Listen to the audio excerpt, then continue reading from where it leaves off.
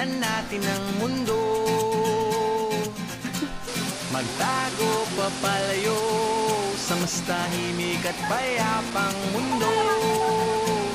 Umubulong ang hanging amihan at huni ng